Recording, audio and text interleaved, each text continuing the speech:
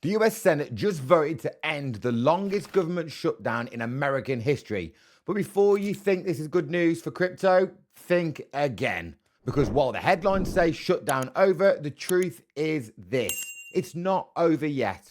The House still hasn't voted. The funding is temporary, and the markets, they're just stuck in neutral. And here's the impact.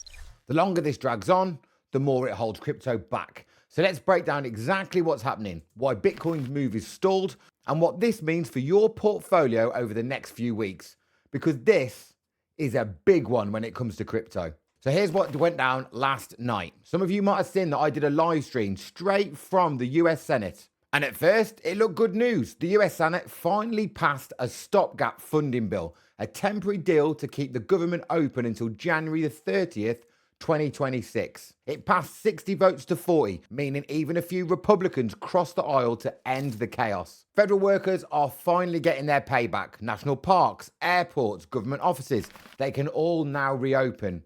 But, and this is the big but, this isn't a long-term solution. The bill is just like putting a plaster on, and if you're from America, a band-aid. It pushes the real fight into the new year. And one of the biggest battles is still ahead: the debate over Affordable Care Act subsidies, which Democrats wanted to include and Republicans stripped out at the last minute. And that's why, even though the Senate voted yes, nothing changes until the House agrees. And we're already hearing that could take a few more days of back and forth. So right now, the US government is technically still hanging in limbo. You might be thinking, Matt, what on earth has this shutdown got to do with crypto? And actually, the truth is, it has everything to do with crypto. Because when the US government freezes, so does progress. Let's start with the regulators. The SEC slows down approvals. The CFTC can't move on new exchange applications. Even the Treasury Department pauses international payment system discussions. That means less liquidity, fewer institutional entries, and delayed filings, including ETF approvals and compliance reviews. Crypto thrives on confidence and momentum, and the shutdown kills both. Investors hate uncertainty. It's poison to capital markets. And when the world's biggest economy is literally switching the lights off, big money doesn't ape into risk assets. They wait, they hold back. So what do we see on the charts? Bitcoin and Ethereum going sideways, stagnation, and the volatility stays, but direction vanishes. And that's exactly what we're seeing right now. BCC stuck under resistance, altcoins lagging behind, and volume thinning out across major exchanges. It's not because people don't want to trade, it's because the macro level uncertainty is handbraking the entire risk market, crypto included. Now let's zoom out a little. Shutdowns don't just delay government paychecks, they ripple through the whole economy. Every day, the US government is partially offline, billions in spending freezes. That hits GDP, it hits small businesses' contracts, and lowers consumer confidence. The confidence drops, investors move to safer assets like bonds, gold, and cash, not crypto. And yet, ironically, this can temporarily weaken the US dollar, which is normally bullish for Bitcoin. But here's the catch.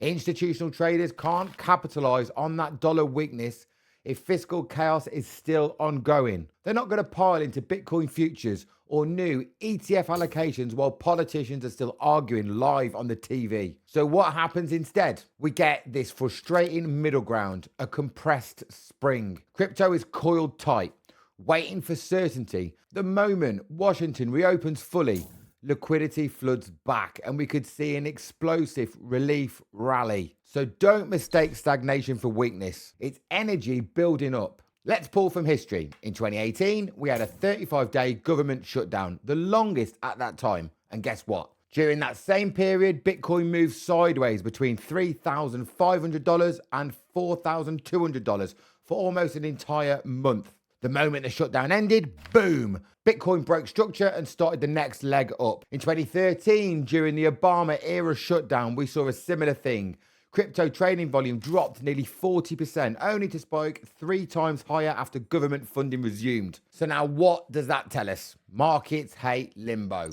Not bad news. Once uncertainty is removed, even temporarily, crypto reacts fast. So where are we now?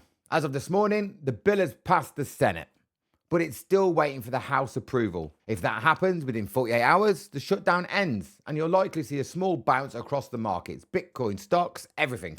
If it doesn't happen, the negotiations stall again, expect fear to creep back in. People will start talking about recession, liquidity crunch, layoffs, and retail panic will follow. And in crypto, that panic often shows up as a sudden sell-offs followed by whale accumulation. Smart money will buy that fear. So watch closely. The next 2 days are crucial. If you're trading right now, you don't need to guess. You just need a plan. This is when I focus on scalp setups and short momentum bursts, not swing trades. When macro uncertainty clouds the market, I also can rely on my automation, the Wolf automation strategy system that we've built inside the Wolfpack. That way, emotion is out of the equation. And if you're not sure where to start, I've made a completely free course that shows you my exact methods. It's called the Crypto Liftoff course, and the link is in the description below. Inside, you'll see how I trade these exact moments, exactly when to enter and when to scale out, and how to protect your profits while the big picture plays out. Look, politics aside, this entire shutdown saga shows one thing.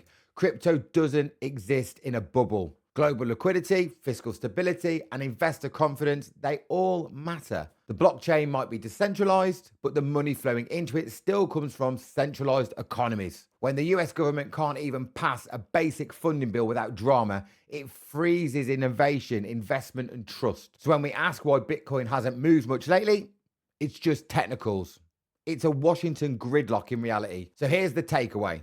Until the government fully reopens, the crypto market stays handbraked. But when it does, the rally could be fierce. If you found this breakdown useful, hit that subscribe button, drop me a comment down below, and also share it with somebody still wondering why crypto feels stuck. And don't forget, my free Crypto Liftoff course is waiting for you right now with the link in the description. If you're trading actively, check out Bitunix, the exchange that I use and trust. And you can register using the link below to get exclusive enhanced rewards for sign up and trading bonuses. There's a link in the description for Bitunix.